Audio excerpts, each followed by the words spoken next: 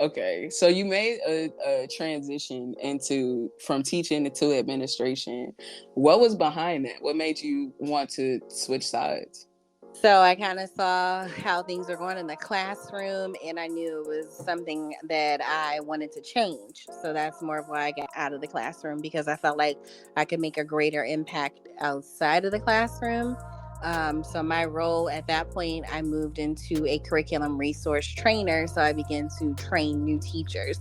That way I could teach them things that I learned to help them be more successful when they begin to teach. So I did that for probably 4 or 5 years. And I really enjoyed that because I was still going in the classroom, but I didn't have a classroom of my own.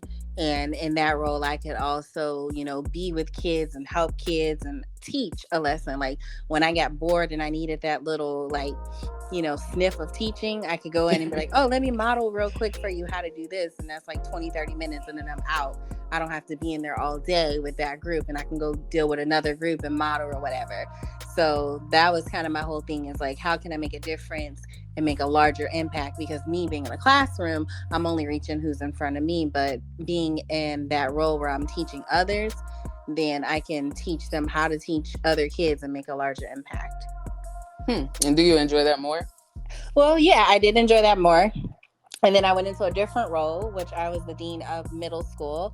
So in that position, it's basically, like handling everything and anything, like the parent complaints, suspending the students, the teacher complaints.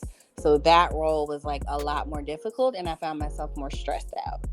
So I did enjoy it, but it was a lot more stress, and I gained a lot of gray hairs.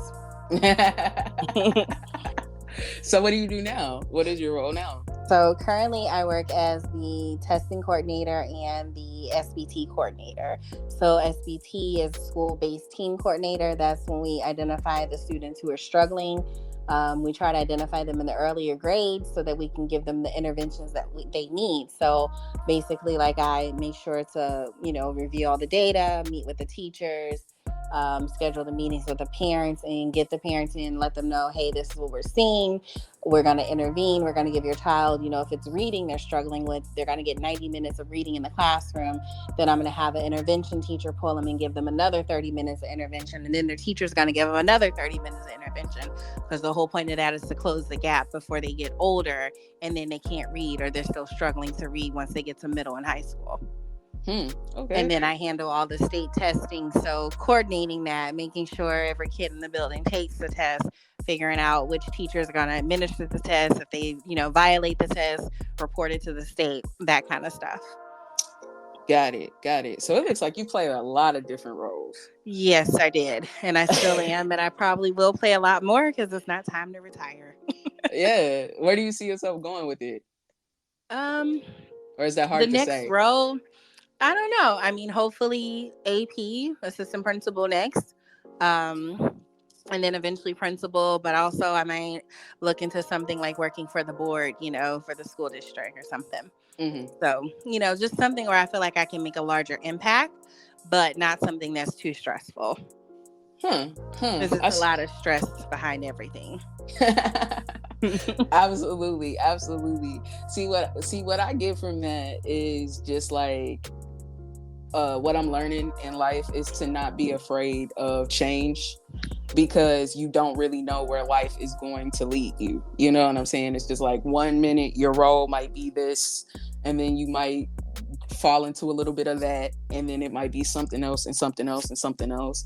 And I think sometimes people fall into the trap of thinking it's just like, well, this is my purpose, I have to do one thing.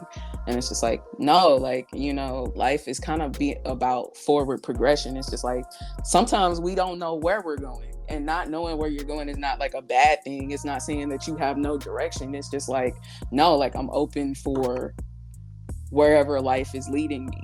So it's just like, if I want to be this today, if I want to be a podcaster today and a writer tomorrow, like, that's what life's journey is kind of like about. Right. I was kind of in that predicament actually this school year. So the company I was with for the last 8 years, they brought in somebody that I had worked with in the past. It, wasn't the best situation. So I left and I went to a different school in October.